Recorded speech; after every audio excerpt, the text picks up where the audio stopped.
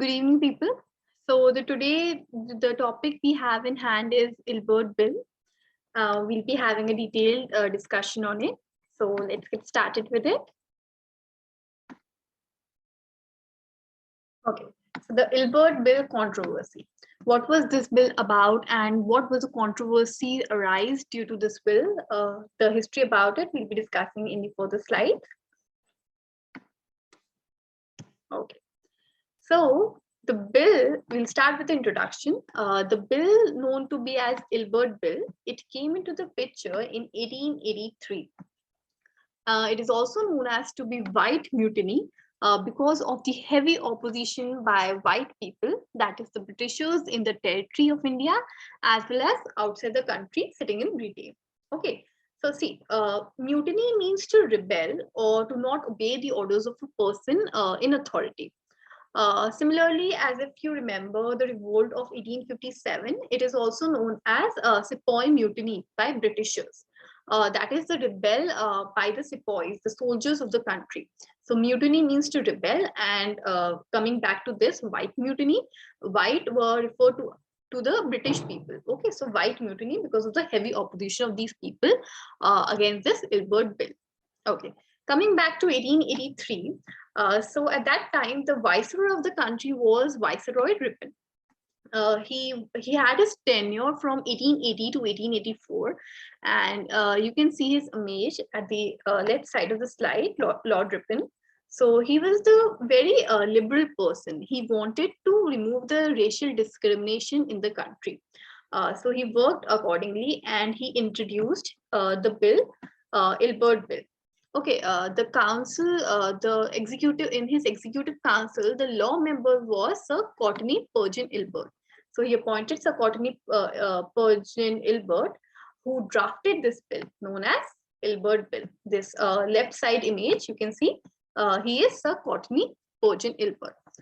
Okay, so this bill was drafted, and the law member was Sir Illbert.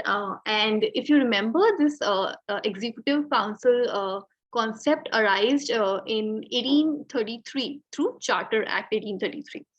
Okay, so coming back to this, let's move further. What was there in this bill? So before understanding what was there in this bill, we'll first see that what was the situation before the Illbert bill in the country. Okay, so let's look into the situation in Indian courts related to criminal cases.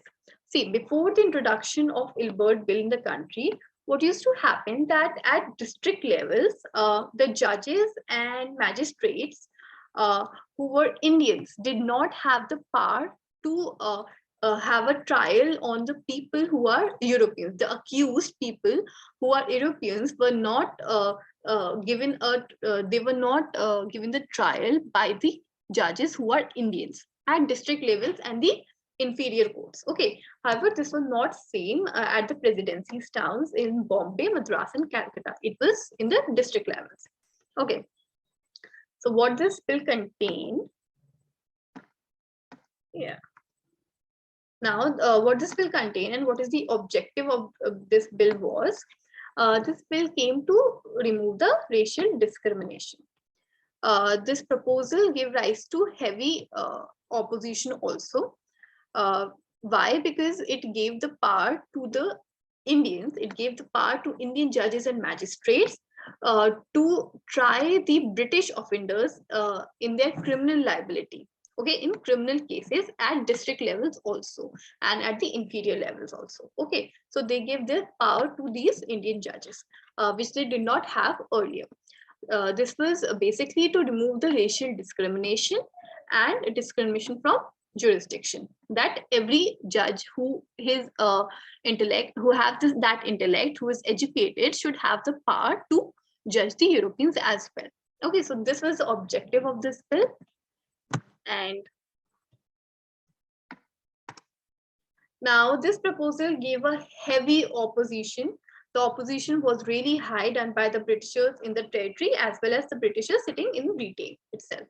Okay, so now the ones who opposed the bills were first the English women. They had the opinion that Indian judges and men do not treat their women well, and have a superior and inferior complex in them, and therefore they believe that they cannot be able to give the unbiased decision. The judges of the courts who are Indian, they won't be able to give the unbiased decision.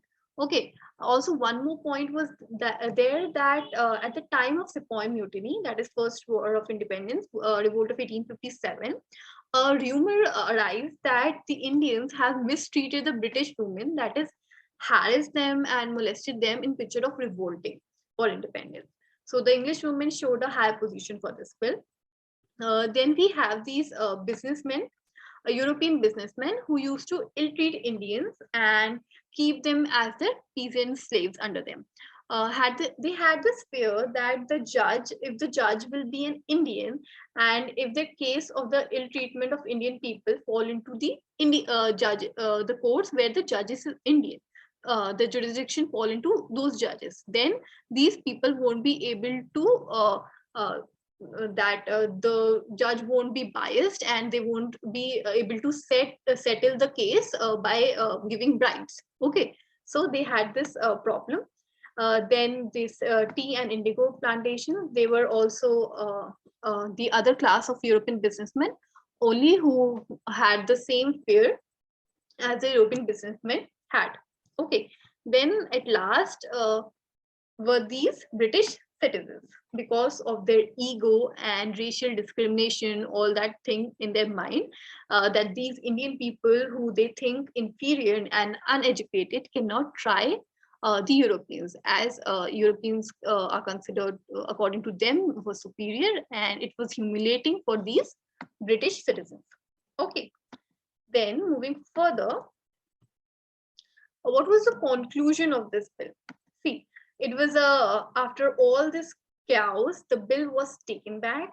There was a disapproval of this bill, and then after taking this back, after some amendments, this bill came into force again with a amendment. A diluted version of this bill came.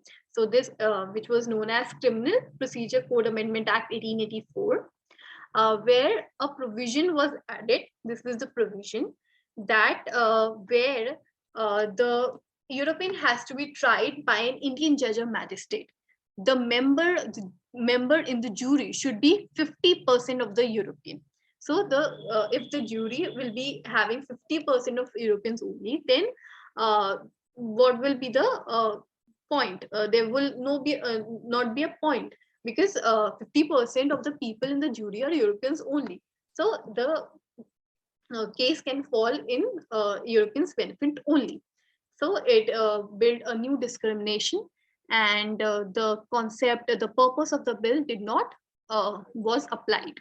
Okay, so you can see it was passed on 25th of January 1884 and came into force 1st May 1884.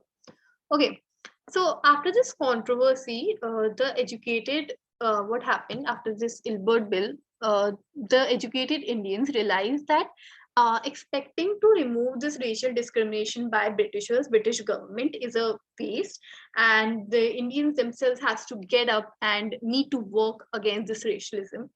So all these cases, the Vernacular Act 1878, Arms Act, all these instances, and then this Ilbert bill made the Indians realize that now they have to do something. So we can say that these causes were there which gave rise to Indian National Congress 1885. Okay, so it can be said that Ilbert bill was also one of the cause to give rise to Indian National Congress 1885.